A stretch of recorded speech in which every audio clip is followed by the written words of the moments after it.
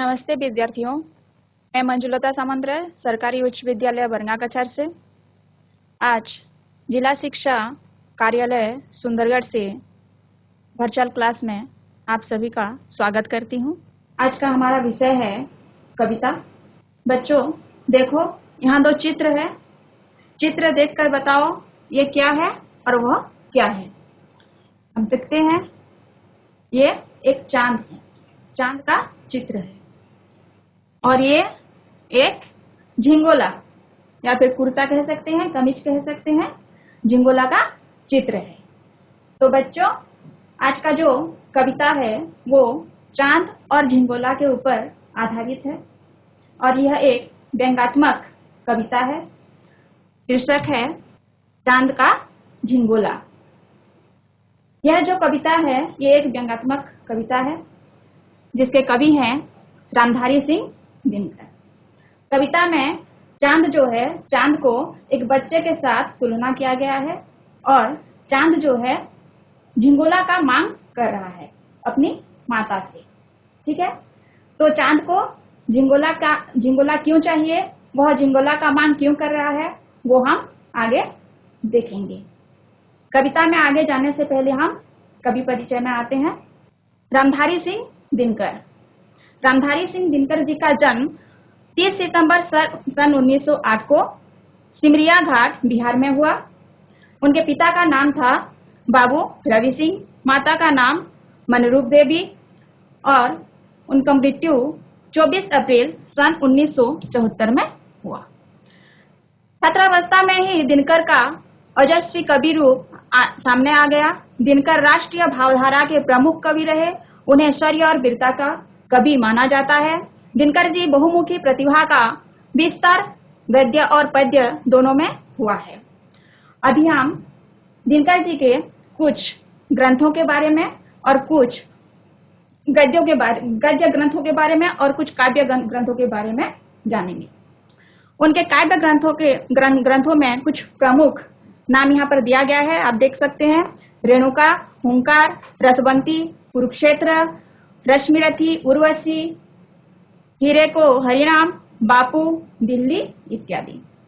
और गद्य ग्रंथों में प्रमुख हैं देश विदेश, मेरी यात्राएं, अर्धनारेश्वर, मिट्टी की ओर, रेती के फूल, संस्कृति के 4 अध्याय इत्यादि। भारत सरकार ने उनको पद्म भूषण की उपाधि से अलंकृत किया। उन्हें उर्वशी महाकाव्य के लिए ज्ञानपीठ पुरस्कार दिया गया था। दिनकर जी को उर्वशी महाकाव्य के लिए ज्ञानपीठ पुरस्कार दिया गया था। तो बच्चों अब आगे बढ़ते हैं। चांद का झिंगोला। हमने चांद का झिंगोला कविता को 2 भागों में बांट दिया है और पहला भाग का जो है पहले पद को अब हम जानेंगे। देखो, हटकर बैठा चांद एक दिन, माता से वह बोला, सिलवा दो माँ मुझे उनका मोटा एक झिंगोला। सन सन चलती हवा रात भर, जाड़े से मरता हूँ, ठिठुर ठिठुर कर किसी तरह यात्रा पूरी करता हूँ। तो बच्चों इसको और एक बार आवृत्ति करते हैं। हटकर बैठा चांद एक दिन, माता से वह बोला, सिलवा दो माँ मुझे उनका मोटा एक झिंगोला। सन सन चलती हवा रात भर, जाड़े से मरता हूँ, ठिठुर ठिठुर कर किसी तरह यात्रा पूरी करता हूँ। तो बच्चों इस पद में कुछ कठिन शब्द हैं, उन शब्दों को और उनके अर्थ को हम जानेंगे। आते हैं शब्दार्थ पर। देखिए यहाँ कुछ शब्द हैं, हट, ऊन, झिंगोला, सन सन, हवा, रात, जाड़ा, ठिठुरना, यात्रा। अब हम इनके अर्थ को जानेंगे। देखो, हट मतलब है जीत करना। ऊन मतलब है भेड़ बकरी आदि के रोए। झिंगोला मतलब है छोटे बच्चों का अंगरखा या कमीज या कुर्ता कह सकते हैं। सन सन मतलब हवा चलने की आवाज। रात मतलब रजनी, निशा। जाड़ा मतलब ठंडा, सर्दी। ठिठुरना मतलब जाड़े से सिकुड़ना। यात्रा मतलब सफर। अब हम पहले पद का भावार्थ यानी व्याख्या को जानेंगे। कि पहले पद में चांद अपनी माँ से क्या कह रहा है। चांद जो है माँ से हट कर रहा है, जिद कर रहा है। जैसे छोटे बच्चे, उसको अगर कुछ चाहिए होता है, वो अपनी माँ को जा करके मांगता है, ना मिलने पर वो जिद करने लगता है। उसी प्रकार चांद जो है माँ से एक झिंगुला के लिए हट कर रहा है। और क्या कह रहा है बच्चों? प्रस्तुत पंक्तियों में दिनकर जी ने यह कहा है कि एक दिन चांद अपनी माता से जिद करता हुआ कहता है कि माँ मेरे लिए एक मोटा सा झिंगुला या कुर्ता सिलवा दो, क्योंकि रात भर सन सन हवा चलती है और मैं जाड़े से परेशान हो जाता हूँ। ठंड से ठिठुरते हुए बड़ी मुश्किल से यात्रा पूरी करता हूँ। चांद को आसमान का सफर करना पड़ रहा है और मौसम जो है जाड़े का मौसम है और उसे बहुत ठंड लग रही है। इसीलिए चांद जो है अपनी माता से एक झिंगुला का मांग कर रहा है। आगे चलते हैं, देखते हैं बच्चों दूसरे पद में। आसमान का सफर और यह मौसम है जाड़े का, ना हो अगर तो ला दो कुर्ता ही कोई भाड़े का। बच्चे की सुन बात कहा माता ने, अरे सलोने कुशल करे भगवान लगे मत तुझको जादू टोने। चांद यहाँ माँ से क्या कह रहा है? ये आसमान का सफर है और जाड़े का मौसम है। आसमान का सफर एक से फिर ऊपर से जाड़े का मौसम है और इसमें यात्रा करने के लिए मुझे बहुत तकलीफ होती है और तुम अगर मेरे लिए झिंगोला ना सिल सकती हो तो मुझे भाड़े का ही एक कुर्ता ला दो। यह कहकर चांद अपनी माँ से कह रहा है और माँ बच्चे की बात सुनकर क्या कहती है? चांद को अरे सलोने कहकर संबोधित करती है और क्या कह रही है? कुशल करे भगवान लगे मत तुझको जादू टोने। भगवान तेरा मंगल करे, तुझे किसी का नजर ना लगे। तो बच्चों इसको हम आवृत्ति करते हैं। आसमान का सफर और यह मौसम है जाड़े का, ना हो अगर तो ला दो कुर्ता ही कोई भाड़े का। बच्चे की सुन बात कहा माता ने, अरे सलोने कुशल करे भगवान लगे मत तुझको जादू टोने। अब बच्चों दूसरे पद में कुछ शब्द और उनके अर्थ को हम जानेंगे। ये हैं शब्द, देखो आसमान, मौसम, कुर्ता, भाड़ा, सलोने और कुशल। अब इनके अर्थ क्या है देखेंगे। आसमान, आसमान का अर्थ है आकाश, गगन, नभ। मौसम, मौसम का अर्थ है ऋतु। कुर्ता, कुर्ता का अर्थ है झिंगोला, कमीज। भाड़ा मतलब किराया। सलोने मतलब सुंदर, मनोहर। किसी भी सुंदर या मनोहर चीज को हम सलोने कहते हैं। कुशल, मंगल। अब आगे देखते हैं दूसरे पद के व्याख्या को हम समझते हैं। एक यहाँ चांद क्या कह रहा है? एक तो आसमान में सफर करना पड़ता है और साथ ही जाड़े का मौसम है। माँ अगर एक कुर्ता सिलवाना संभव ना हो तो मेरे लिए किराए का ही एक कुर्ता या कमीज लाकर मुझे दो, जिससे किसी भी तरह जाड़े से मेरी रक्षा हो सके। और चांद की यह बात सुनकर माता चांद को क्या कह रही है? चांद को कह रही है, बच्चे की यानी चांद की बात सुनकर माँ ने कहा, अरे सलोने भगवान तेरा मंगल करे, तुझे कोई जादू टोना ना लगे। यहाँ माँ जो है चांद को प्यार से अरे सलोने मेरे प्यारे बेटा कहकर संबोधित कर रही है और कह रही है कि भगवान जो है तेरा मंगल करे, तुझे किसी का भी जादू टोना ना लगे। तो बच्चों ये था हमारा चांद का झिंगोला प्रथम भाग का पहला पद और दूसरा पद। अब आते हैं हम अभ्यास कार्य पर। देखो यहाँ पर कुछ प्रश्न दिए गए हैं प्रथम पद से और द्वितीय पद से। 5-5, 10 प्रश्न लिए गए हैं और इनके उत्तर को हम जानेंगे। तो बताओ बच्चों, पहला प्रश्न क्या है? चांद का झिंगोला कविता के कवि कौन है? हम पहले पढ़ चुके हैं, बता चुके हैं। चांद का झिंगोला कविता के कवि कौन है? बताओ। हाँ, चांद का झिंगोला कविता के कवि हैं रामधारी सिंह दिनकर। कौन किससे हट करता है? बच्चों कौन किससे हट करता है? चांद जो है माता से हट करता है। चांद किस लिए हट करता है? चांद किस लिए हट करता है बच्चों? चांद झिंगोला के लिए हट करता है। चांद को कैसा झिंगोला चाहिए? बताओ बच्चों, चांद को कैसा झिंगोला चाहिए?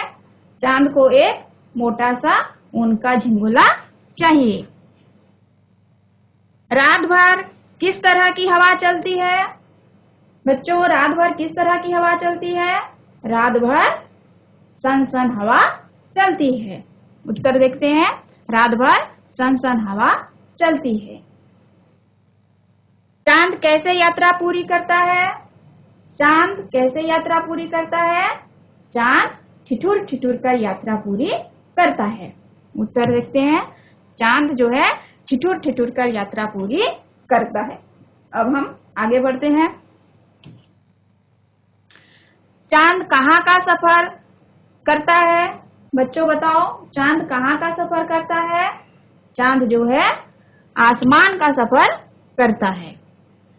कविता में कौन सी मौसम का वर्णन किया गया है? बच्चों कविता में कौन से मौसम का वर्णन किया गया है? हमने पढ़ा है। चांद कह रहा है उसको ठंडी लग रही थी, तो किस मौसम में ठंडी लगती है हमें? कविता में जाड़े के मौसम का वर्णन किया गया है। यदि झिंगोला ना हो सके तो चांद कैसा कुर्ता लेना चाहता है?